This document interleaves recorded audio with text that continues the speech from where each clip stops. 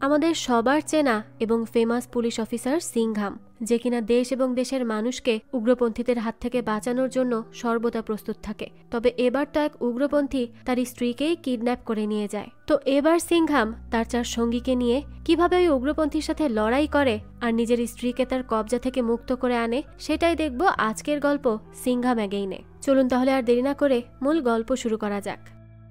শুরুতেই কাশ্মীর শহরের দৃশ্য দেখানো হয়, যেখানে এক রিপোর্টার বলে কিছু লোক নামের মাধ্যমে পরিচিত তো কিছু মানুষ কাজের মাধ্যমে পরিচিত হয়, কিন্তু কিছু মানুষ এমন থাকে যে নিজের কাজের মাধ্যমে নিজের নামের পরিচিতি তৈরি করে। আর আজকে আমরা তেমনই এক যোদ্ধার সাথে কথা বলবো, যিনি গত 3 বছর ধরে মহারাষ্ট্র থেকে শ্রীনগর এসএসপি এসওজির দায়িত্ব সামলাচ্ছে। আর সে হলো পুলিশের সিনিয়র সুপারিনটেন্ডেন্ট বাজিরাও সিংহাম। সেই হলো আমাদের আজকের গল্পের প্রধান চরিত্র। তো রিপোর্টারটি বাজিরাওকে প্রশ্ন করে যে আপনি কি আমাদের দর্শককে একটু বলবেন যে এসওজি কিভাবে পরিচালনা করেন? তখন বাজিরাও বলে 1994 সালে এসওজিকে তৈরি করা হয়েছিল। তখন অবস্থা এমন ছিল যে সেই সময় এসওজির নিজস্ব ইউনিফর্মও ছিল না। তো শুরুটা হয় এসওজির কার্গো থেকে। আমরা এখন আমাদের হেডকোয়ার্টারকে কার্গো বলে থাকি। তো তখন বাজিরাও রিপোর্টারকে বলে হয়তো আপনি হিন্দি জানেন না, কিন্তু এসওজির 80% লোক স্থানীয়। যখনই কোনো আক্রমণ হয় তো সর্বপ্রথম এসওজি সুজি আসে। আমাদের নিজেদের ডিপার্টমেন্টে নিজেদের বুলেট প্রুফ যানবাহনও আছে। আর এখন আমাদের সবচেয়ে বড় মিশন হলো বাচ্চাদের উগ্রপন্থীদের হাত থেকে রক্ষা করা। এরপরই রিপোর্টার সিংহামকে প্রশ্ন করে একটা শেষ প্রশ্ন, আপনি কেন পুলিশ অফিসার হতে চেয়েছেন?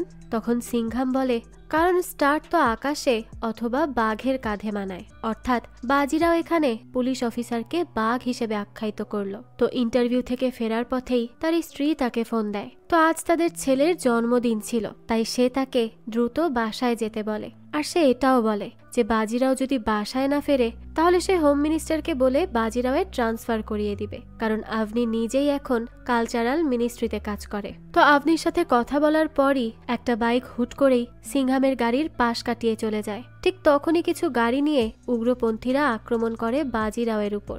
বাজিরাও তখন পাল্টা আক্রমণ করে, কারণ সে তো থেমে থাকার পাত্র নয়। সে প্রথমে তাদের গাড়িগুলোকে অকেজো করে, এরপর নিজে গাড়ি থেকে বের হয়ে একে একে সকল উগ্রপন্থীদের শেষ করে দেয়। তখনই কার্গোর বাকি অফিসাররাও সেখানে এসে পৌঁছায়। সেই সময় সিংহাম উগ্রপন্থীদের নেতাকে অর্থাৎ সেই বাইক আরোহীকে লক্ষ্য করতে থাকে এবং তাকে ফলো করা শুরু করে। এরপরই তারা যখন মুখোমুখি হয় তখনই সেই বাইক আরোহীকে দেখা যায়। সেই লোকটি সিংহামের পুরনো শত্রু উমার হাফিজ। তখনই আমরা ফ্ল্যাশব্যাক দেখতে পাই, যেখানে সিংহাম উমার হাফিজকে বলে এটা ভাবিস না যে কাহিনী এখানেই শেষ হয়ে যাবে।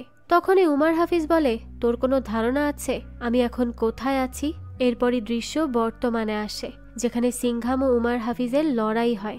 সিংহাম উমার হাফিজকে পরাস্ত করে পুরো টিমের হাতে দিয়ে দেয়, যাতে বাকিটা তারা সামলে নিতে পারে। তখনই দেখা যায় কাশ্মীরের জনসাধারণ জড়ো হয়ে গেছে। সবাই তো ভাবে তারা হয়তো এখন পাথর নিক্ষেপ করবে। তখনই তাদের মধ্যে থেকে একজন বলে পাথর নিক্ষেপ তো পুরনো ফ্যাশন, এটা নতুন ভারতের নতুন কাশ্মীর। আমরা সকলে আপনার সাথে আছি স্যার। তো এরপরই সিংহাম উমার হাফিজকে নিয়ে পুলিশ স্টেশনে আসে। এরপরই শুরু হয় উমার হাফিজের জিজ্ঞাসাবাদ। তো সেখানে তাকে জিজ্ঞাসাবাদের সময় সিংহাম বলতে থাকে আমার জানা ছিল না যে আমার ভাগ্য আমার উপর এত মেহেরবানি করবে। আমি তোকে খুঁজছিলাম আর তুই নিজেই চলে এলি। কি মনে করেছিলি বাজিরাও সিংহামকে মারা এতই সহজ? তো এরপরই সিংহাম উমারকে বলে এখন কেমন লাগছে এই নতুন হিন্দুস্তান? নিশ্চয়ই ভালো লাগছে। তোর তো খুশি হওয়া উচিত, কারণ তোর ছেলের মতো তোর নিজেরও মৃত্যুর পর এই দেশের মাটি পাবি তুই। তখন উমার হাফিজ বলে ঠিকই বলেছিস, আজকে ভাগ্য তোকে মেহেরবানি করেছে, নয়তো সুস্থভাবে ফিরে আসতি না। কিন্তু আমি প্রতিজ্ঞা করছি তোর শেষ নিঃশ্বাসের ওপর শুধু আমার অধিকার থাকবে, আর কারো না। আমিই তোকে শেষ করব, কারণ তোকে আর তোর সাথীদের মারা উমার হাফিজের একমাত্র উদ্দেশ্য। তখন সিংহাম বলে এই জন্মে তো তুই একাই থাকবি, তোর উদ্দেশ্যও সফল হবে না। যেভাবে হিন্দুস্তানের যুবকরা বুঝেছে সবকিছু, এখন পাকিস্তানের যুবকরাও বুঝছে। আর আমাদের বাচ্চারা তোর মতো ভুল পথে যাবে না, তারা সঠিক পথটাই বেছে নিবে। আর এই কথা তো তুই খুব ভালো করেই জানিস, তাই তো শ্রীলঙ্কায় পালিয়ে গিয়ে মাদকের ব্যবসা শুরু করেছিলি। তখন উমার বলে আমি একা নই, কেউ আছে যে তোর কাফন তৈরি করছে, আর সে অবশ্যই আসবে, তুই দেখে নিবি। এখন শুধু অপেক্ষার পালা। এসব শুনে সিংহাম বলে, তাহলে ওই কাফনে পেঁচিয়েই দাফন করে দিব ওকে, বুঝতে পারলি? আমার সাথে টেক্কা দেওয়া এতটা সহজ নয়। উমার বলে, ওকে কোনো রাস্তার গুন্ডা ভাবিস না সিংহাম, সে আগুনের তুফান, যে তোর আর তোর ভারতের গর্বকে জ্বালিয়ে শেষ করে দিবে। তখনই সিংহাম উমারকে বলে, তোর তুফান কেন করছে এসব, বলে দে। যাই হোক, তো এখান থেকে দৃশ্য পরিবর্তন হয় আর আমরা দেখি মিনিস্টার তো সিংহামকে বলতে থাকে যে এটা আমাদের অনেক বড় অর্জন সিংহাম, কিন্তু তুমি যে সুস্থ আছো এটা সব থেকে বেশি গুরুত্বপূর্ণ। এত বড় মাদক মাফিয়াকে তুমি ধরে ফেলেছ। এরপর মিনিস্টার আরও বলতে থাকে যে আমাদের ইন্টেল উমারের নেটওয়ার্ক ট্র্যাক করার চেষ্টা করেছে। শ্রীলঙ্কায় একটা পোর্টাল আছে যেখানে একটা প্রাইভেট সেকশনও আছে, আর সেটার মালিক জন লুকা, যার সাথে উমার হাফিজের যোগাযোগ রয়েছে। আর আমরা শ্রীলঙ্কার কর্তৃপক্ষকে কথা বলতে বলেছি। কিন্তু সিংহাম, শ্রীলঙ্কার অবস্থা তো জানো, কিছুদিনেই লুকা মাদকের ব্যবসা অনেক বড় করে ফেলেছে। আফগানিস্তান থেকে মাদক আনায় জন লুকা, আর সেটা দিয়েই এত বড় বিজনেস করছে। এরপরে মিনিস্টার বলতে থাকে পরবর্তীতে তারা শ্রীলঙ্কা থেকে তামিলনাড়ুতে নিয়ে আসে সেই মাদক, আর সেখান থেকে পুরো ইন্ডিয়ায় এই মাদক সাপ্লাই দেয়।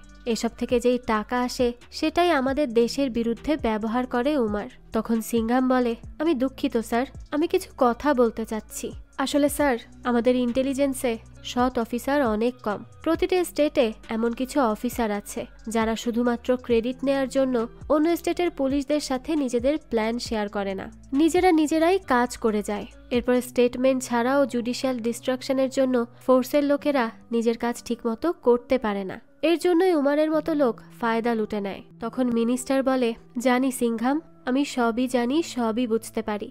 এর জন্যই তো আমি উপর মহলেও কথা বলেছিলাম, আর সেখান থেকেই আমাদের নতুন একটি ফোর্স গঠনের জন্য বলা হয়েছে। সিবিআই আইবি এর মতো আমাদেরও নতুন ব্যুরো হবে, আর সেই ব্যুরোর চিফ হিসেবে আমি তোমাকেই নিয়োগ করলাম সিংহাম। এরপরে মিনিস্টার আরও বলে, সিংহাম, তোমার একটা স্টেট হবে, তোমার বাজেট থাকবে, সেই অনুযায়ী তুমি কাজ করবে। এরপর আমাকে রিপোর্ট দিবে, আমি সেগুলো দেখে নিব। তো এসব শুনে সিংহাম বলে, কিন্তু স্যার, সেটা আমিই কেন, অন্য কেউ কি নেই? আমি কি এসব পারবো?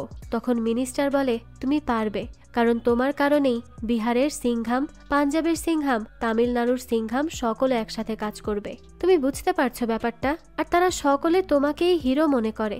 কাজ করার সময় তাদের মধ্যে কোনো ইগো থাকবে না, তারা সবাই এক হয়ে কাজ করবে, কেউই ক্রেডিট নিতে চাইবে না। তখনই সিংহাম বলে, আমাদের স্কোয়াডের নাম কি হবে স্যার? তখন মিনিস্টার বলে, স্কোয়াডের নাম হবে শিবা। তো এরপর আমাদের 2 বছর পরের দৃশ্য দেখানো হয়, যেখানে একটা মঞ্চে রামায়ণের অনুষ্ঠান হচ্ছে। মঞ্চে সিংহামের স্ত্রী আভনি বলতে থাকে যে দেশের ইতিহাস 9000 বছরেরও বেশি, সেই দেশের ইতিহাস এই 9 দিনে দেখানো হবে। 9 দিনের এই রামলীলায় অনেক ইউনিক এক্সপিরিয়েন্স হতে চলেছে। আমাদের ইতিহাসের এই কাহিনী আমরা জানি, তবে অনেক মানুষ মনে করে রামায়ণ শুধুমাত্র একটি কাহিনী, কোনো ইতিহাস নয়। সত্যি বলতে এমন লোকের মধ্যে কিছু মানুষ এখানেও বসে আছে, যেমন আমার ছেলে শরিয়া। তো এখানে আপনি রামলীলার সাথে সাথে রামায়ণের ঘটনা বাস্তবে যেসব জায়গায় ঘটছিল সেখানকার নিদর্শনগুলো প্রমাণ সহ দেখাতে থাকে। এরপর সে বলতে থাকে, আমি এরকম অনেক জায়গা খুঁজেছি, তার মধ্যে রয়েছে রাম ও হনুমানজি মিলিত হয়েছিলেন যে জায়গায়, সেই জায়গা যেখানে শ্রীলঙ্কায় বজরংবলীর পায়ের ছাপ রয়েছে, কিংবা পাহাড়ের জড়িবুটির গুণাগুণ। আবার এমন জায়গা যেখানে মধ্যাকর্ষণের কারণে মোবাইলের নেটওয়ার্ক বন্ধ হয়ে যায়। আমরা এই সকল বিষয় সম্পর্কেই জানতে চলেছি। আমি প্রমিস করছি আপনারা আজকের অভিজ্ঞতা কখনোই ভুলবেন না। তো এই অনুষ্ঠানে বাস্তব জীবনে ঘটে যাওয়া রামায়ণের কিছু ঘটনাই বর্ণনা করা হবে। এরপরই আপনি বলে, আজকে আমাদের কাহিনী শুরু হবে শ্রীরাম ও সীতামার স্বয়ম্বর থেকে। এরপরই প্রজেক্টরে জয়নপুর মিথিলা মহলের ক্লিপ দেখানো হয়। আপনি বলে, এটাই সেই জায়গা যেখানে শ্রীরাম ও সীতামার স্বয়ম্বর হয়েছিল। আপনারা কি জানেন এই জায়গাটি কোথায় অবস্থিত? এটা নেপালে অবস্থিত। এখনো মানুষ দূর থেকে এসব মহল দেখতে আসে। ঠিক এভাবেই আমরা আরো প্রমাণ দেখাতে থাকব। এরপরই মিনিস্টার মঞ্চে এসে প্রদীপ জ্বালিয়ে অনুষ্ঠান উদ্বোধন করে। সে আপনিকে তার অনুষ্ঠানের জন্য শুভ কামনা জানায়, আর তাকে জিজ্ঞেস করে, সিংহাম কোথায়, সে আসেনি? তখন আপনি বলে, এটা আপনি আমাকে জিজ্ঞেস করছেন? কি আর বলবো, ধন্যবাদ আপনাকে। যখন থেকে শিবাস স্কোয়াড বানানো হয়েছে তখন থেকে তো সে ঘরের থেকে মিশে নেই বেশি থাকে। তো এরপরে আপনি ব্যাক স্টেজে আসে আর একজনকে প্রশ্ন করে যে সবকিছু প্রস্তুত কিনা। সে বলে, হ্যাঁ ম্যাম, সবকিছুই প্রস্তুত, শুধুমাত্র 60 সেকেন্ড লাগবে শুরু হতে। তখনই দেখা যায় শিবা স্কোয়াডের দুজন অফিসার আবনির সাথে দেখা করতে এসেছে। তাদের মধ্যে একজন বলে, ম্যাম, আপনার অনুষ্ঠান তো অনেক জাঁকজমকপূর্ণ লাগছে। আপনার সব পরিশ্রম দেখতে পাচ্ছি আমরা। খুব ভালো করেছেন, কিন্তু সিংঘাম স্যারও আপনার সাথে দেখা করার জন্য অনেক এক্সাইটেড ছিল। তো এই কথা শুনে আপনি বলতে থাকে, আমি সবই বুঝি। আমার হাজবেন্ডকে আমি অনেক ভালোভাবেই চিনি। নিজে আসতে না পারায় এখন তোমাদেরকে পাঠিয়েছে সিচুয়েশন কভার আপ করার জন্য, তাই না? আমি ঠিক বুঝতে পারছি। তখনই অফিসার মেয়েটি বলে, না না ম্যাম, একেবারেই নয়। তখনই দায়া বলতে থাকে, আসলে সিংঘাম স্যার আপনার জন্য একটা উপহার কিনে পাঠিয়েছেন। তখনই আপনি ওই গিফটে কিছু চুড়ি দেখতে পায়। এটা দেখেই তো সে খুব খুশি হয়ে যায়। তো তখনই অনুষ্ঠানে শ্রীরাম ও সীতার স্বয়ম্বর দেখানো হয়, আর অন্যদিকে সিংঘামের একটা জাহাজের অভিযান দেখানো হয়। অর্থাৎ এখানে রামায়ণের আলোকে সিংঘামের কিছু অভিজ্ঞতাই বর্ণনা করা হয়েছে। দেখা যায় উড়োজাহাজে এসে দড়ি বেয়ে সিংঘামরা জাহাজের তল্লাশি চালায়, আর অনেক মাদক আর নেশাজাতীয় দ্রব্য খুঁজে পায়, আর সেখানকার স্মাগলারদেরও আটক করে ফেলে। এই মিশন শেষে সিংঘাম ফিরে আসে বাসায়। এরপরে একটা পার্টির দৃশ্য দেখানো হয়, যেখানে শরেয়া তার বন্ধুদের সাথে পার্টি করছিল। তারা বেশ এনজয় করতে থাকে। তো দেখা যায় সিংঘাম ও তার টিম সেখানে গিয়ে মিউজিকটাই বন্ধ করে দেয়। তখনই তো শরেয়ার ফ্রেন্ড বলে, এখানে পুলিশ কেন এসেছে? তখন শরেয়া বলে, পুলিশ না রে, এটা আমার বাবা। তো এরপরই বাসায় এসে শরেয়া তার বাবা ও মাকে বলতে থাকে, আচ্ছা, তোমরা কি প্রতিজ্ঞা করেছো যে সব সময় আমাকে অপমান করবে? মা, তুমি আমাকে সেদিন অনুষ্ঠানে সবার সামনে পিন পয়েন্ট করলে, আর আজ বাবা হঠাৎ করেই আমাদের ওই পার্টিতে চলে এলো। সে বলতে থাকে, তোমরা কি জানো আমার ফ্রেন্ড ভেবেছিল তার পার্টিতে পুলিশ রেড দিতে এসেছে। এটা তো অনেক অপমানজনক মা, তোমরা কেন বুঝতে পারো না? তখন আপনি বলে, ও আচ্ছা, এখন তোর বাবা তোর কাছে অপমানজনক লাগে? কি এমন হয়েছে সে পার্টিতে গিয়েছে? তো তখন শরেয়া বলে, এমনটা নয় মা, মানছি আমার বাবা সব সময় বেস্ট, কিন্তু আমারও তো একটা জীবন আছে, আমাকে একটু আমার মতো বাঁচতে দাও তোমরা। তখন আপনি বলে, হ্যাঁ, নিজেরই জীবন, এজন্যই তো তুই নিজের পরিবার দেশ ছেড়ে লন্ডন চলে যাচ্ছিস। কারো কথা চিন্তাই করছিস না, শুধু নিজেরটা ভাবছিস। তখন শরেয়া বলে, ওহ গড মা, তোমার কি মনে হচ্ছে না তুমি আজকে আগের থেকে বেশি ড্রামাটিক হচ্ছ? মা, তোমার এখন সত্যি এসব রামায়ণ দেশ এই সব কিছু থেকে একটু দূরে থাকা প্রয়োজন। তখনই আপনি বলে, শরেয়া, তুমি নিজেকে সংযত করো, কথাবার্তা ঠিক মতো বলো। তো এরপর আপনি আরো বলতে থাকে যে এই জেনারেশনের একই সমস্যা, নিজেদের সংস্কৃতি, নিজেদের দেশ সবকিছুই সেকেলে মনে হয়, এসব তাদের ভালো লাগে না। সে শরেয়াকে বলতে থাকে, যখন তুই জন্ম নিয়েছিলি কত স্বপ্ন দেখেছিলাম আমি তোকে নিয়ে। তোর বাবাকে বলতাম তুই বড় হয়ে পুলিশ অফিসার হবি, পরবর্তী বাজিরাও সিংঘাম হবি তুই, আমার ভালো কর্মঠ ছেলে শরেয়া। কিন্তু তোর তো এখন নিজের পরিবার আর দেশ ছেড়ে লন্ডনে যেতে হবে, কোনো কিছুর পরোয়াই তুই করিস না। তখন শরেয়া তার বাবাকে বলে, দেখছো বাবা, মা কেমন ওভার ড্রামাটিক হয়ে যাচ্ছে, এসব একটু বেশি করছে না এখন? তার বাবাও এতে কিছু না বললে শরেয়া রেগে মেগে নিজের রুমে চলে যায়। তার তো কিছুই ভালো লাগছিল না। তখনই আপনি সিংঘামকে বলে, দেখেছো দেখেছো তোমার ছেলেকে, কি অবস্থা ওর? আমি ওর সাথে কথা বলছি আর ও আমার মুখের সামনে দিয়ে চলে গেল, কি বেয়াদব হয়েছে দেখতে পাচ্ছ? তখন সিংঘাম আপনিকে বলে, তুমি প্লিজ একটু শান্ত হও আর তোমার বিপির মেডিসিনটা খেয়ে নাও, নাহলে তো অসুস্থ হয়ে পড়বে। তখন আপনি বলে, তুমি খাও মেডিসিন, তুমিও কিছু কম না, একদমই নিজের খেয়াল রাখো না, সব সময় ডিউটি, মিশন, কাজ, এছাড়া কি আর কিচ্ছু নেই তোমার জীবনে? তখন সিংঘাম বলে, আচ্ছা বাবা, এখন ওর রাগ কেন আমার উপর তুলছো, একটু শান্ত হও তো। তো এরপরে আমরা শরেয়াকে দেখি, যে তার ফ্রেন্ড মিলানের সাথে কথা বলছিল। শরেয়া বলতে থাকে, খুবই অপমানজনক এটা, তুই দেখেছিস তো পুরো পার্টি থেমে গিয়েছিল শুধুমাত্র আমার বাবার জন্য। তখন মিলান শরেয়াকে বলে, তুই এত রেগে যাচ্ছিস কেন? সত্যি বলতে কি জানিস, যদি আমার বাবা সিংঘাম হতো না তাহলে তো আমি অনেক অ্যাডভান্টেজ নিতাম। কি অসাধারণ ব্যক্তিত্ব, তোর তো প্রাউড ফিল করা উচিত। আসলে ওনাকে দেখেই তো সকলে চুপ হয়ে গিয়েছিল। তো তারা কথা বলছে, সেই সময় দেখা যায় সিংঘাম প্রবেশ করে শরেয়ার ঘরে। মিলান তখন সিংঘামকে হাই বলে। সেই সময় শরেয়া ফোন কেটে দেয় আর তার বাবাকে বলে, বাবা, তুমি হুট করে ঘরে ঢুকে পড়েছো, একটু নক তো করে আসতে পারতে। তখন তার বাবা বলে, ওহ, আমি দুঃখিত। আমার আসলে এইভাবে আসাটা উচিত হয়নি, এখানেও আর তোর বন্ধুর পার্টিতেও। আমি জানি তুই অনেক বড় হয়ে গেছিস, তোর নিজের একটা স্পেস লাগবে, কিন্তু আসলে অনেকদিন তোর সাথে দেখা হয়নি তো, কোনো না কোনো কাজে পড়েই ছিলাম, আর আবারও হুট করে যে কোনো মিশনে চলে যেতে হবে, তাই ভাবলাম কিছুটা সময় কাটাই তোর সাথে, সেজন্যই এভাবে চলে এসেছি। তখন সরেয়া বলে, আমি তো এখানেই থাকি, তুমিই তো ব্যস্ত থাকো দেশকে বাঁচানোর জন্য, তোমার শুধু দেশকে নিয়েই চিন্তা বাবা, আমিও তো তোমাকে মিস করি। এটা শুনে সিংঘাম বলে, এজন্যই তো ভেবেছিলাম তোমাকে সারপ্রাইজ দিব, তাই তো ওইভাবে চলে গিয়েছি। যাই হোক, আমার এই কাজের জন্য আই এম সরি। তো এরপর সিংঘাম তাকে জিজ্ঞেস করে, আচ্ছা সত্যি করে বলো তো, মিলান কি তোমার গার্লফ্রেন্ড নাকি? সরেয়া বলে, গার্লফ্রেন্ড না বাবা, সিচুয়েশনশিপ। এখন সিংঘাম তো এটা শুনে একেবারেই অবাক, এটা আবার কি? তাই সে জিজ্ঞেস করে, এই সিচুয়েশনশিপটা আবার কি রে? এই ওয়ার্ড তো নতুন শুনলাম। তখন সরেয়া বলে, বাবা তুমি রিলেশনশিপ সম্পর্কে জানো? সিংঘাম বলে, হ্যাঁ জানি তো, এটা না জানার কি আছে, এটা তো সবাই জানে। তখন সরেয়া বলে, হ্যাঁ, রিলেশনশিপে দুইজন রোমান্টিক্যালি একসাথে থাকে, একে অপরের প্রতি কমিটেড থাকে, কিন্তু সিচুয়েশনশিপে দুইজন অতটা কমিটেড হয় না যতটা রিলেশনশিপে থাকা অবস্থায় কমিটেড থাকে। এবার বুঝতে পেরেছো? তো এসব শুনে সিংঘাম বলে, তাহলে তুই এরকম সম্পর্কে আছিস কেন?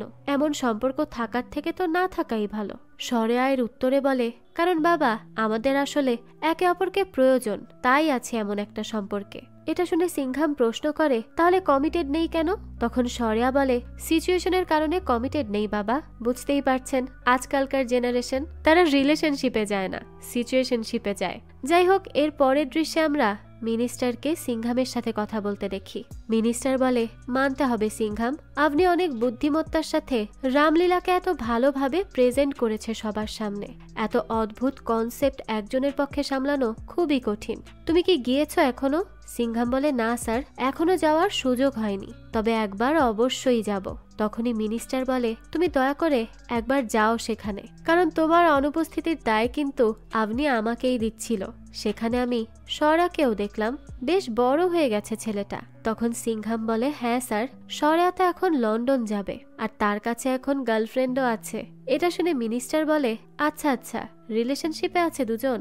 তখন সিংঘাম বলে, রিলেশনশিপ নয় স্যার, সিচুয়েশনশিপ।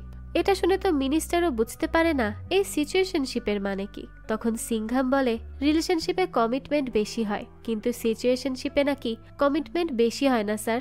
আপনি এসব কথা বাদ দিন স্যার, আজকালকার ছেলে মেয়ের থিওরি আমরা এসব বুঝতে পারবো না, ওদেরটা ওদেরকেই বুঝতে দিন, না হলে আমাদের মাথাটাই নষ্ট হয়ে যাবে। তখন মিনিস্টার বলে, আরে না, আমিও তো সোশ্যাল মিডিয়াতে বেঞ্চিং দেখেছি, যেখানে গার্লফ্রেন্ড বয়ফ্রেন্ডের জন্য একটা বেঞ্চে অপেক্ষা করে, যখন এই গার্লফ্রেন্ডটা চলে যায় তখনই আর একজন মেয়ে চলে আসে। কিন্তু আমাদের দেখো সিংঘাম, আমরা কলেজ লাইফ থেকে একই বেঞ্চে।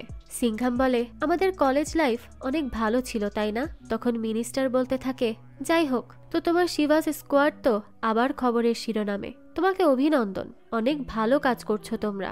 তখন সিংঘাম তাকে বলতে থাকে, এত কিছু তো আমরা একা করিনি স্যার, কিছু ক্রেডিট তো আপনারও আছে, তাই আপনাকেও ধন্যবাদ। আর স্যার, 2 বছর হয়ে গেল ওই উগ্রপন্থী উমারকে আটকেছি আমরা, তবুও মনে হয় কেউ একজন আছে যে ওর অপারেশনকে সামলাচ্ছে, আর উমারের কথা শুনেও মনে হচ্ছে সে তার কাজ কারো কাছে দিয়ে এসেছে, সেই তার বাকি কাজ সামলাবে। তখন মিনিস্টার বলে, সিংঘাম, তুমি যখন স্মাগলারকে ধরেছো তখন স্মাগলার থেকে কোনো প্রমাণ পেয়েছো কি? সিংঘাম বলে, আমাদের টিম তাদেরকে জিজ্ঞাসাবাদ করছে স্যার, কিন্তু কোনো ক্লু এখনো পাওয়া যায়নি। তো এরপরই দৃশ্য পরিবর্তন হয়, যে সকল মাদক পাচারকারীদের ধরা হয়েছিল তাদেরকে এনকাউন্টার করে দেওয়ার হুমকি দেওয়া হয়। তখনই স্মাগলাররা বলে, আমরা যদি তার নাম বলি সে আমাদের মেরে ফেলবে স্যার, কেউ তাকে দেখেনি, কোথা থেকে এসেছে আর কোথায় থাকে কেউ কিচ্ছু জানে না স্যার, কেউ জিজ্ঞাসা করলে সে তাকে মেরেই ফেলে। তখন সিংঘাম বলে, তোমাদের আর তোমাদের পরিবারের নিরাপত্তার দায়িত্ব আমার, তাই যা জানো সব বলে দাও। তখন তারা বলে, আপনাদের পুরো ফোর্সও আমাদের বাঁচাতে পারবে না স্যার, সে অনেক বেশি বিপজ্জনক, সে একটা শয়তান, আর সে যখন আসে একা আসে না, হাজারো রূপে আসে। তখনই একজন বলে, তাকে সকলে ডেঞ্জার লঙ্কা বলে থাকে, কেউ তাকে দেখেনি, কিন্তু 3 জন মেইন লোক আছে, কারান, রাঙ্গা ও বিজু। তখন সিংঘাম বলে, এদের 3 জনকে কোথায় পাওয়া যাবে? তখন ওই স্মাগলারটি বলে, এরা তামিলনাড়ুর নয়, শ্রীলঙ্কার লোক, মাধুরায় মীনাক্ষী মন্দিরে এক যোগী আছে। কারণ, রাঙ্গা ও বিজু তাকে খুব মানে। আর এখন তো দেবী পূজা শুরু হতে চলেছে, তারা নিশ্চয়ই এখন সেই যোগীর সাথে দেখা করবে স্যার। আপনারা সেখানেই চলে যেতে পারেন। তো এরপরই দেখা যায় সিংঘামের পুরো টিম চলে যায় মীনাক্ষী মন্দিরে। সেখানেই আমরা গল্পের আর একজন গুরুত্বপূর্ণ লেডি পুলিশ অফিসার শক্তিকে দেখি।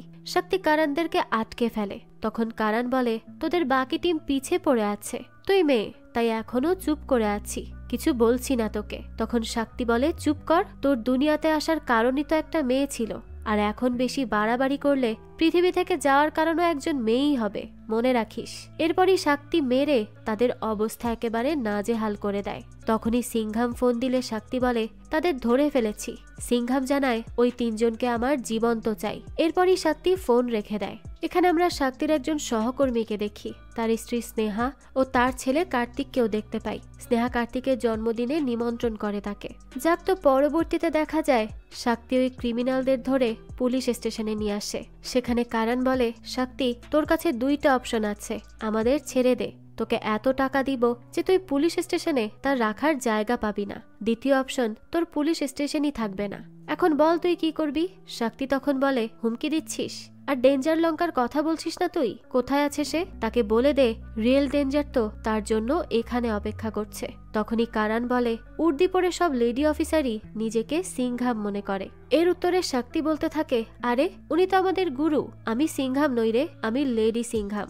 অন্যদিকে রামলীলার অনুষ্ঠান দেখানো হয়, যেখানে আবনি বলে, এখন আপনারা অযোধ্যা দেখছেন, এখানেই শ্রীরাম জন্মগ্রহণ করেছিলেন। সে যদি এই মহলেই থাকতো তাহলে এটা একটা রাজার মহলই হতো, ট্যুরিস্ট স্পট হতো না। কিন্তু এটা শ্রীরামের জন্মভূমি হলেও তিনি 14 বছর এই ভূমি ত্যাগ করেছিলেন। তো অনুষ্ঠান শেষ করে আবনি ও সিংঘাম রেস্টুরেন্টে আসে পাও ভাজি খেতে। তখন সিংঘাম আবনিকে বলে, তোমার আজকে হঠাৎ এখানে পাও ভাজি খেতে মন চাইলো? আবনি বলে, আমাদের ডেট নাইটের সময় মনে করতেই এখানে এসেছি। তো এরপরই সিংঘাম তার প্রোগ্রাম সম্পর্কে জিজ্ঞেস করে। সে জানায়, সব তো ভালোই ছিল, কালকেই তো আসল নাটক শুরু হবে। কালকে শ্রীরামের 14 বছরের বনবাসের দৃশ্য দেখানো হবে, সাথে সীতাও বনবাসে যাবে। কি সুন্দর লাভ স্টোরি। তখন শরেয়া বলে, সুন্দর লাভ স্টোরি নয়, ওভার ড্রামাটিক বলো। তখন আবনি শরেয়াকে বলে, তোমরা তো সত্য ভালোবাসার কনসেপ্ট বোঝোই না। তখন শরেয়া আবনিকে বলে, মা তোমার কি মনে হয়, তোমাকে কখনো রাবণের মতো কোনো চরিত্র কিডন্যাপ করলে বাবা কি তোমাকে বাঁচাতে যাবে? তখন সিংঘাম বলে, গুগলে বাজিরাও সিংঘাম বলে সার্চ করো, জেনে যাবে তোমার বাবা কি জিনিস। যাকে ভালোবাসে তার জন্য যে কোনো জায়গায় যেতে পারে। অন্যদিকে পুলিশ স্টেশনের দৃশ্য দেখানো হয়, যেখানে পুলিশ অফিসার কারানদের বলে, রেডি হয়ে যাও, কালকে সিংঘাম স্যারের সাথে মিটিং আছে। তখনই দৃশ্য শিফট হয় আবনিদের কাছে। শরেয়া তার মাকে বলে, একজন রাবণের 10টা মাথা কিভাবে হয়? তখন আবনি বলতে থাকে, তোমাদের মতো অনেকেই এমনটাই মনে করে যে রাবণ অনেক দুর্ধর্ষ যোদ্ধা ছিল। তখনই আবার পুলিশ স্টেশনের দৃশ্য দেখানো হয়। একজন পুলিশ অফিসার ছেলের জন্মদিনের জন্য বাসায় যাবে বলে রওনা হতে নেয়। তখনই বিদ্যুৎ চলে যায়। পুলিশ অফিসাররা তখন মেইন সুইচ চেক করার জন্য যাওয়ার সময় লক্ষ্য করে পুলিশ স্টেশনের বাইরে অসংখ্য লোক। একদিকে আবনি শরেয়াকে রামলীলার বর্ণনা করতে থাকে, অন্যদিকে আমাদের গল্পের রাবণ চরিত্রের এন্ট্রি হয়। ডেঞ্জার লঙ্কা এসে একের পর এক পুলিশ অফিসারকে নৃশংসভাবে হত্যা করতে থাকে, আর পুলিশ স্টেশন আগুন দিয়ে জ্বালিয়ে দেয়। এরপরই কারানদের ছাড়িয়ে নিয়ে চলে যায়। পরদিন সকালে সকল পুলিশ অফিসারের অন্ত্যেষ্টিক্রিয়া করা হয়। তখনই তো শক্তি কষ্টে ভেঙে পড়ে। সিংঘাম আসে পুলিশ স্টেশনে, তার চোখ মুখে রাগ স্পষ্ট। শক্তি সিংঘামকে সরি বলে। সিংঘাম বলে, তোমার কোনো দোষ নেই, আমরাই তাকে দুর্বল ভেবে ভুল করেছিলাম। এরপরই অফিসার বলে, ইন্টেলের হিসাব মতে তাদেরকে কোনায়েত কুলামের পাশে দেখা গেছে। যেই 3 টেরোরিস্টকে অ্যারেস্ট করেছিলাম তারা সকলে এই গ্রামেরই। আমার মনে হয় আমাদের সেখানে পুলিশ ফোর্স পাঠানো উচিত। তখন সিংঘাম বলে, শক্তি তুমি তোমার ফোর্স নিয়ে যাও সেখানে, আর তাদের ধরে নিয়ে আসো। তখন শক্তি বলে, স্যার আপনি আমাকে এখনো ভরসা করেন, আমি আপনার ভরসা ডিজার্ভ করি না স্যার। তখন সিংঘাম বলে, তুই শুধু পুলিশ অফিসার না, তুই আমারও হিরো, তুই কখনো আমার ভরসা ভাঙতে পারিস না। সিংঘামের সকল অফিসার সিংঘামের গুরু। সিংঘামের কোনো অফিসার কখনো হার মানেনি, আর লেডি সিংঘামও কখনো হার মানবে না। তো যাও আর ওদেরকে শেষ করে এসো। তখন শক্তি বলে, যা শিখেছি আপনার থেকেই শিখেছি স্যার। তখনই আবনির রামলীলার দৃশ্য দেখানো হয়, যেখানে একজন বলে, ধর্ম কি? মানুষের কর্ম কি? যা মানুষ ধারণ করে তাই তাদের ধর্ম, আর যা ধর্মের জন্য করা হয় সেটাই কর্ম। যে ধর্ম সত্যের কঠিন পথে নিয়ে যায় তাই উদ্যম, আর যে কোনো কঠিন পরিস্থিতিকে ভয় না পায় সেই পুরুষোত্তম। এরপরই ব্যাকস্টেজের দৃশ্য দেখতে পাই আমরা, যেখানে আভনি বলে ফুটেজ ডিলিট কিভাবে হলো, কিন্তু দেখা যায় ফুটেজের ডিলিট হওয়ার কারণ কেউই বলতে পারে না। আভনি তখন বলে কোনোভাবে ভিডিও পুনরায় শুট করা যায় না। তখনই তাদের টিমের মিগ্রিয়া নামের একজন বলে আমাদের রামেশ্বর গিয়ে ভিডিও আবারও রিশুট করতে হবে। তখন আভনি বলে তাহলে আমি আর মৃগিয়া যাব শুট করতে। এরপরে আভনি বাসায় চলে আসে। সে সিংহামকে রামেশ্বরে যাওয়ার কথাটি বলে। সিংহাম বলে তোমার সাথে কে কে যাচ্ছে? তখন আভনি জানায় আমি আর মৃগিয়া যাব, এখন ভাবছি শরেয়াকেও সাথে নিয়ে যাব। তখন শরেয়া বলে আমার ফুটবল ম্যাচ আছে মা, আমি যেতে পারবো না। তো তখন আভনি বলে চলো এখন আমাকে প্যাকিং করতে সাহায্য করো। তখনই সিংহাম দায়াকে বলে আমার কিছু ঠিক লাগছে না দায়া, মাথুরা রামেশ্বর থেকে 4 ঘন্টা দূরে, আর মাথুরায় কি হয়েছে তা তুমি ভালো করেই জানো। যেই ব্যক্তি 15 জন পুলিশ অফিসারকে মেরে একটা পুরো পুলিশ স্টেশনকে জ্বালিয়ে দিতে পারে, সে যা খুশি তাই করতে পারে। আমি এটা কোনোভাবেই হালকাভাবে নিতে পারবো না। এরপরই সিংহাম দায়াকে আভনির সাথে যেতে বলে। পরবর্তীতে সিংহাম দায়াকে বলে রামেশ্বরে কোনো ইমার্জেন্সি হলে কল দিবে। এরপর দায়া আভনি আর মৃগিয়া রওনা হয় রামেশ্বরের উদ্দেশ্যে। আর আমাদেরকে রামলীলার দৃশ্য দেখানো হয়, যেখানে একজন বলে মহারাষ্ট্রের নাসিক শহরের কথা আসতেই আমাদের শিলাজির ধামের কথা মাথায় আসে। পাশেই পাঞ্চটি নামের আরেকটা জায়গা আছে, যেখানে শ্রীরাম ও পুরো দেশের ইতিহাস পাল্টে গিয়েছিল। পাঞ্চটিতে সীতামাকে হরণ করা হয়েছিল। জঙ্গল যতই সুন্দর হোক, জঙ্গল তো জঙ্গলই হয়, যেখানে প্রতি পদক্ষেপে বিপদ, ক্ষুধা, অমঙ্গল, পিপাসা, বর্ষা তো সামান্য, তখনও তো আসল বিপদ বাকি ছিল। এরপরই রামলীলা অনুষ্ঠানে সীতাহরণের দৃশ্য দেখানো হয়। আভনি ফোন দিয়ে রামলীলা অনুষ্ঠানের আপডেট জেনে নেয়। এরপরই মৃগিয়া ফোন করে আভনিকে আর বলে কালাম হাউসের সামনে আমার গাড়ি বন্ধ হয়ে গেছে, আপনি দয়া করে দায়া স্যারকে পাঠান এখানে। তখনই আভনি দায়াকে পাঠায় মৃগিয়াকে সাহায্য করতে। দায়া তখন ভাস্কর নামের একজন পুলিশ অফিসারকে আভনির সাথে রেখে মৃগিয়াকে সাহায্য করতে যায়। আভনি ভাস্করকে কফি আনতে বলে সেখানে বসেই অপেক্ষা করতে থাকে। আর তখনই দেখা যায় তার পেছনে ডেঞ্জার লঙ্কাকে দেখা যাচ্ছে। সে আভনিকে বলে আপনি আভনি বাজিরাও সিংহাম না, যে রামায়ণ প্রজেক্ট নিয়ে কাজ করছে কালচারাল মিনিস্ট্রির হয়ে? এরপর বলে সিংহাম স্যার কেমন আছে? আভনি তখন বলে আপনি সিংহামকে চেনেন? তখন ডেঞ্জার লঙ্কা বলে তাকে কে চেনে না, তুমি তাকে নিয়ে অনেক গর্বিত তাই না? আভনি বলে অবশ্যই আমি তাকে নিয়ে অনেক গর্বিত, কিন্তু আপনি কে বলুন তো? তখন ডেঞ্জার লঙ্কা বলে এটাই মনে করুন আমিও আপনার হাজবেন্ডের মতো দায়িত্বে কর্তব্যরত। আমার কথা খারাপ ভাবে নেবেন না, তবে আপনার হাজবেন্ড অতটাও পারফেক্ট নয়, তারও কিছু ভুল আছে। সে মনে করে তার দৃষ্টি সবসময় ঠিক, তার তো তার ইমানদারির উপর অনেক বিশ্বাস, আর এই ইমানদারির জন্যই মাঝে মাঝে তার পরিবারের সদস্যরা বিপদে পড়ে। এরপরই ডেঞ্জার লঙ্কা বলে দায়া আর মৃগিয়াকে দেখা যাচ্ছে না, আপনার কি মনে হয় মৃগিয়া আপনার জন্য কাজ করে? এরপরই ফ্ল্যাশব্যাকে দেখা যায় যেখানে মৃগিয়াই মূলত ফুটেজ চুরি করেছিল। এদিকে লক্ষণ রেখা পেরিয়ে সীতা বাইরে গেলে তাকে হরণ করা হয়। অন্যদিকে ডেঞ্জার লঙ্কা ও তার লোকেরা আভনিকে কিডন্যাপ করে নিয়ে যায়। দায়া তখন ফোন করে সিংহামকে এ ব্যাপারে জানালে সিংহাম পুরো টিম নিয়ে আভনিকে খুঁজতে বেরিয়ে পড়ে। একসময় দায়ার টিম ডেঞ্জার লঙ্কার মুখোমুখি হয়। তার সাথে লড়াইয়ের সময় তারা দায়াকে নৃশংসভাবে আঘাত করে। তেমনি ভাবে রামলীলাতেও একজন মারা যায়। এদিকে আভনি বাঁচার জন্য ছুটে পালাতে থাকলে এন্ট্রি হয় আর একজন সাহসী পুলিশ অফিসারের। সে একে একে সকল টেরোরিস্টকে মেরে আভনিকে বাঁচায়। তখনই সেই পুলিশ অফিসারের মা আসলে আভনিও সেই পুলিশ অফিসার তার সাথে আশ্রমে আশ্রয় নেয়। অন্যদিকে সিংহামকে দেখা যায়, সে আর তার পুরো টিম মিলে মিশনে নামে, ডেঞ্জারাস লঙ্কাকে শেষ করার মিশন। এরপর সিংহাম যখন ঘটনাস্থলে আসে তখন সে সেখানে একটা প্রমাণ খুঁজে পায়। সেই সময় একজন অফিসার সিংহামকে জানায় আভনি সত্যর সাথে আশ্রমে আছে। এরপরে আশ্রমের দৃশ্য দেখানো হয়, যেখানে আভনি সত্যর মাকে বলে নিশ্চয়ই আপনি অনেক ভালো, তাই আপনার সন্তান আপনার মতো সাহসী। তখন সত্যর মা বলে সত্যকে আমি জন্ম দেইনি, অনেক বছর আগে রেবতী আম্মা জঙ্গল দিয়ে আসার সময় সত্যকে পেয়েছিল। তো সত্য আসলে তার মা বলে সিংহামের সাথে লক্ষণের মতো কাজ করে সত্য।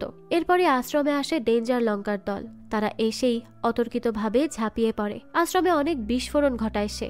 সত্য ও আশ্রমের মানুষ মিলে লড়াই করতে থাকে ডেঞ্জার লঙ্কার সাথে। এখানে আমরা অসাধারণ লড়াই দেখতে পাই। তো ডেঞ্জার লঙ্কার কিছু লোক আভনিকে হামলা করতে আসলে সত্যর মা বেশ সাহসিকতার সাথেই তার প্রতিরোধ গড়ে তোলে আর আভনিকে পালানোর সুযোগ করে দেয়। আভনি পালাতে থাকলে সেখানেই ডেঞ্জার লঙ্কার এক লোক আভনিকে গুলি করে, আর সেই সময় ডেঞ্জার লঙ্কা আভনিকে তুলে নিয়ে চলে যায়। পরবর্তীতে সত্য লড়াইয়ের সময় অন্যমনস্ক হলেই একজন সত্যের উপর আক্রমণ করতে যায়, আর ঠিক সেই সময়েই সিংহাম এসে তাকে বাঁচিয়ে নেয়। এরপরই সে লড়াই করে তাদের পরাস্ত করে ফেলে। লড়াই শেষে পুরো পুলিশ টিম আশ্রমে চলে আসে। সত্য বলে, আমি সকল চেকপোস্টে পুলিশ মোতায়েন করেছি। এই এলাকায় যত হাসপাতাল আছে সকল জায়গায় পুলিশ অফিসার আছে।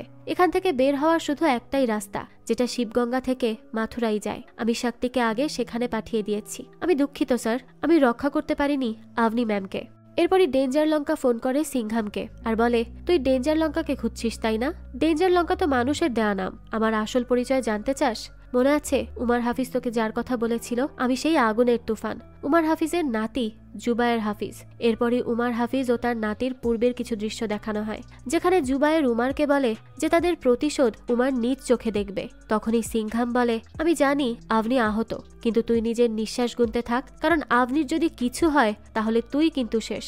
তখনই ডেঞ্জার লঙ্কা বলে, সিংহাম যদি রাম হয়ে থাকে তাহলে সে সেই গল্পের রাবণ। এরপর সে বলতে থাকে, যদি সাহস থাকে তাহলে আমার দাদার সাথে সাথে নিজের শিবা স্কোয়াডকে নিয়ে আয় আর নিজের স্ত্রীকে নিয়ে যা।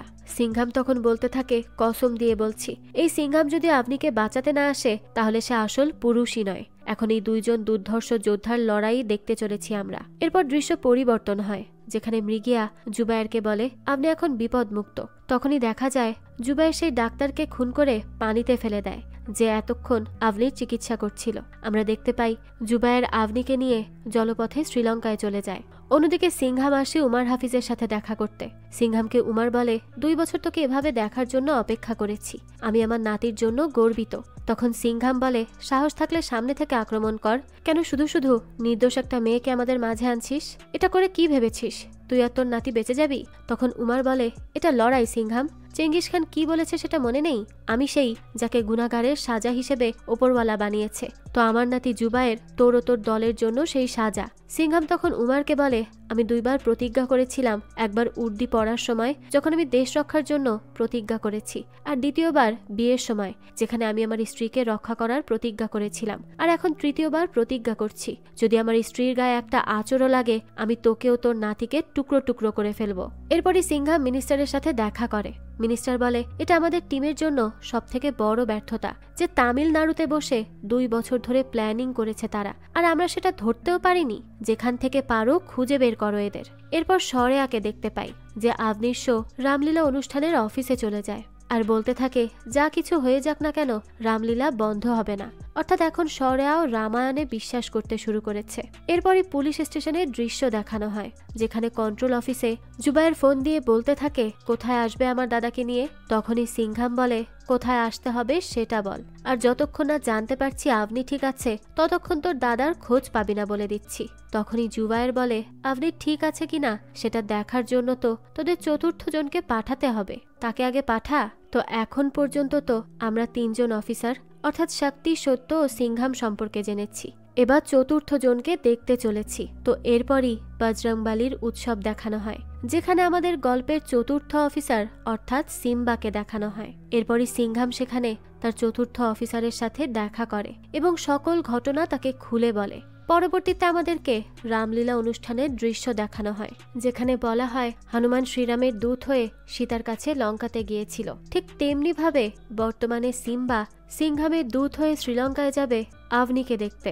জুবায়ের তখন বলে, সিম্বাকে তার লোকেরা শ্রীলঙ্কার এয়ারপোর্ট থেকে নিয়ে যাবে। তো এরপর সিংহাম এ ব্যাপারটা নিয়ে মিনিস্টারের সাথে দেখা করলে মিনিস্টার বলে শ্রীলঙ্কার সরকারের সাথে যোগাযোগ করতে, কিন্তু সিংহাম বলে, যদি এই কথা জুবায়ের জানতে পারে তাহলে তো আমাদের মিশন ব্যর্থ হবে স্যার। তো এরপরই দেখা যায় সিংহামের টিম তাদের গাড়ি অনুসরণ করার প্ল্যান করে এবং স্যাটেলাইট ট্র্যাকিং এর মাধ্যমে যে গাড়িতে করে সিম্বাকে নিয়ে যাওয়া হবে সেটার উপর নজর রাখার প্ল্যান করে। তো সিম্বাকে জুবায়েরের লোকেরা এয়ারপোর্ট থেকে নিয়ে যায়। তো জুবায়েরের লোকেরা সিম্বাকে যেই গাড়িতে করে নিয়ে যাচ্ছিল তার পেছনেই সিভিল ড্রেসে পুলিশরা তাদের ফলো করতে থাকে, কিন্তু তখনই জুবায়ের পাল্টা চাল দেয়। জুবায়েরের একটা গাড়ি পুলিশদের গাড়ির সামনে চলে আসে। অন্যদিকে সিম্বাকে যে গাড়িতে নিয়ে যাওয়া হচ্ছিল সেই গাড়িটা একটা টানেলের মধ্য দিয়ে চলে যায়, যার কারণে তারা ওই গাড়িকে আর ট্র্যাক করতে পারছিল না।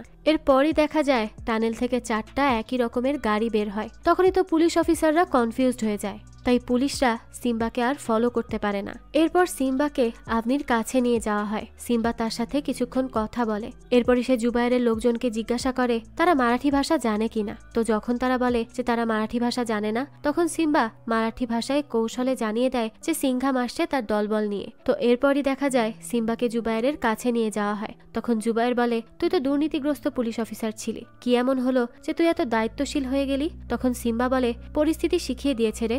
জুবায়ের মূলত সিংহামের কাছের লোকদের ডাকছিল মেরে ফেলার জন্য। তখনই সিম্বা জুবায়েরকে বলে, তুই জানিস না তোর সাথে কি ঘটতে চলেছে? তখন জুবায়ের বলে, কেন রে, তোর সিংহাম স্যার কি তোকে বাঁচাতে আসবে? তখন সিম্বা বলে, সে আসবে না, এসেই গেছে। তো এরপরই যখন সিম্বা বুঝতে পারে সিংহাম এখনো পৌঁছায়নি, তখন রামায়ণে যেমন হনুমানজি রাবণের আস্তানায় আগুন লাগিয়ে পালিয়েছিল, তেমনি সিম্বাও জুবায়েরের আস্তানায় আগুন লাগিয়ে পালায়। জুবায়েরের লোকেরা তখন সিম্বাকে ফলো করতে থাকে। সে তো পালাতে পালাতে একটা বিয়ে বাড়িতে প্রবেশ করে। সেখানে সিংহামও পৌঁছে যায়, যেখানে অস্থির লড়াই চলতে থাকে। এর ফলে বিয়ে বাড়ির অবস্থা একেবারে খারাপ হয়ে যায়। তখনই সিম্বা নতুন দম্পতিদের বলে আসে যে তাদের জন্য ফ্রিতে ইন্ডিয়ায় হানিমুনের ব্যবস্থা করে দিবে সে, তারা যেন মন খারাপ না করে। তো এরপরই সিংহাম সিম্বাকে বলে, তুমি আমাকে জুবায়েরের আস্তানায় নিয়ে চলো। তখন সিম্বা সিংহামকে নিয়ে আসে জুবায়েরের আস্তানায়, কিন্তু তখনই সিংহামকে জুবায়েরের লোকেরা আটকে ফেলে। তখন জুবায়ের বলে, তুই তো আর বাঁচতে পারবি না, তাও তোর এত সাহস কিসের? তুই আমার মা বাবা চাচা সকলকে মেরে ফেলেছিস। তখন সিংহাম বলে, আমি যাদেরকে মেরেছি তারা সকলে টেরোরিস্ট ছিল। তারা একাধিক নিরীহ মানুষকে নৃশংসভাবে মেরে ফেলেছিল। আর ভবিষ্যতেও যদি এমন সুযোগ আসে তাহলে আমি আবারও সকল টেরোরিস্টকে ধরে মেরে ফেলবো। তখন জুবায়ের রেগে গিয়ে সিংহামকে মারতে আসলে সিম্বা সেখানে চলে আসে। সিম্বা তখন জুবায়েরকে বলে, সিংহামকে মেরে ফেললে তোর দাদাকে ফেরত পাবি কিভাবে? তখনই জুবায়ের মিনিস্টারের কাছে সিংহাম, সিম্বা ও আভনির মুক্তিপণ হিসেবে তার দাদাকে চায়। জুবায়েরের পর সিম্বা সিংহাম ও আভনিকে বন্দি করে রাখে। এই সময় আভনি সিম্বাকে বলে, তুমি যা অভিনয় করো, তোমার তো সিনেমায় যাওয়া উচিত ছিল, তুমি পুলিশ হলে কেন? তখনই সিম্বা বলে, সে ছোটবেলায় সিনেমা হলে টিকিট ব্ল্যাক করত। তখন সেই সিনেমা হলের সামনে সিংহামকে দেখে সে সিদ্ধান্ত নেয় সে পুলিশ অফিসার হবে। তো এরপরই দেখা যায় মিনিস্টার জুবায়েরের সাথে কথা বলে এবং সিংহামের সাথে কথা বলতে চায়। পরবর্তীতে মিনিস্টার সিংহামকে বলে, উমার হাফিজকে তারা ছেড়ে দিলেও সিংহাম যেন তাদের ফিরিয়ে আনে। মিনিস্টার এরপর বলে, আভনির রামলীলা কিন্তু খুবই ভালো চলছে এবং কাল থেকে সেখানে যুদ্ধ শুরু হবে। আর যুদ্ধের রাম লক্ষণ তো আছেই, তার সাথে হনুমান সুগ্রীবও থাকবে। অর্থাৎ মিনিস্টার এখানে কৌশলে বলে দেয় যে পরের দিন তাদের মধ্যে লড়াই শুরু হবে। আর সেখানে সিংহাম যদি রাম হয় তো লক্ষণ সুগ্রীব ও হনুমান হিসেবে শক্তি, সত্য ও সিম্বা থাকবে। এর পরদিনই শক্তি ও সত্য জুবায়েরের আস্তানায় আসে। আর তখনই তাদের সাথে জুবায়েরদের লড়াই শুরু হয়। সিংহাম আর সিম্বাও আক্রমণ শুরু করে। রাবণের অসুর বাহিনীর সাথে রামদের বাহিনীর লড়াইয়ের মতোই সিংহাম ও জুবায়েরের লোকদের লড়াই হতে থাকে। তো বেশ কিছুক্ষণ লড়াই করে যখনই জুবায়েরের লোকেরা হেরে যাচ্ছিল, ঠিক তখনই জুবায়ের আভনিকে ছেড়ে দেয়। তো সে যখনই দৌড়ে সিংহামের কাছে যেতে থাকে, ঠিক তখনই জুবায়ের একটা চলন্ত ট্রাক ছেড়ে দেয় যেন আভনি সেখানেই মারা যায়। কিন্তু তখনই সিংহাম আভনিকে কোনো মতে বাঁচিয়ে নেয়। এরপরই আকাশপথে আরেকজন পুলিশ অফিসারের এন্ট্রি হয়। সেখানে আভনিকে ঘিরে রেখে সকলে লড়াই করতে থাকে। জুবায়েরের লোকেরা পরাস্ত হয়ে সেখান থেকে তখন পালিয়ে যায়। সে সময় সিংহাম জুবায়েরকে খুঁজে বের করে আর সেখানে তাদের মধ্যে অনেক লড়াই হতে থাকে। এর মধ্যেই পুলিশ টিম এসে জুবায়েরকে আটক করে ফেলে। সিংহাম তখন জুবায়েরকে বলে, সকল ক্ষমতা শেষ তোর? এটুকুই তোর ক্ষমতা? ভেবেছিলাম তোকে মেরেই ফেলবো, কিন্তু না, তোকে তো ইন্ডিয়ায় নিয়ে যাব, যেন পুরো পৃথিবী দেখতে পারে তোদের মতো সন্ত্রাসদের পরিণতি। তখন জুবায়ের বলে, এরকম জীবন বাঁচার থেকে মরে যাওয়াই ভালো। তখন সিংহাম তাকে বলতে থাকে, এভাবে অন্যায় করে কোনো কিছু অর্জন করা যায় না। এর উত্তরে জুবায়ের বলে, আমার কোনো কিছু অর্জনের উদ্দেশ্য ছিলই না, আমি শুধু আমার পরিবারের প্রতিশোধ নিয়েছি। তুই কখনো আপনজনকে হারাসনি, তাই আমার কষ্ট বুঝবি না। তখন সিংহাম বলে, যত নিরপরাধ মানুষকে তুই হত্যা করেছিস তারা সবাই আমার আপনজন। এরপর যদি কখনো কারো ক্ষতি করার চেষ্টা করিস, আমি তোর মাথা শরীর থেকে আলাদা করে দিব। এরপরে সিংহাম চলে আসতে গেলে জুবায়ের গুলি করতে যায়। ঠিক তখনই সিংহাম রামের মতোই একটা পতাকা দিয়ে জুবায়েরকে মেরে ফেলে। তো এত দুর্ধর্ষ মিশনের পর তারা সকলে ফেরার প্রস্তুতি নেয়। এরপর আমাদের এয়ারপোর্টের দৃশ্য দেখানো হয়, যেখানে আভনি সকলকে ধন্যবাদ জানায়। সে সত্যকে বলে, মানুষ মানুষের কাছে অনাথ হয়, আপনজনের কাছে নয়। তোমাদের সকলেরই হয়তো বড় ভাই ভাবি আছে, তারপরও তোমরা নিজেদের জীবনের ঝুঁকি নিয়ে আমাকে বাঁচাতে এসেছো কেন? কারণ আমরা পরিবার, আর এটাই আমাদের শক্তি। তো এরপরই সিংহাম আমাদের উদ্দেশ্যে বলে, বারবার দেশে বিপদ আসবে, শত্রুরা আসবে, বারবার মনে হবে খারাপরাই হয়তো জিতে যাবে, কিন্তু যখনই শত্রুরা আসবে তখনই সাহসীরা আসবে আর যুদ্ধ করে দেশকে রক্ষা করবে। আর এটাই হিন্দুস্থানের ইতিহাস। আর এটাই হিন্দুস্তানের ভবিষ্যৎ। এরপরই রামলীলা নাটকের স্টেজ দেখানো হয়, যেখানে রামলীলাও শেষ হয়, আর অন্যদিকে আমাদের আজকের গল্পটিও রামায়ণের মতোই শেষ হয়ে যায়। তো এই তো ছিল আজকের গল্প।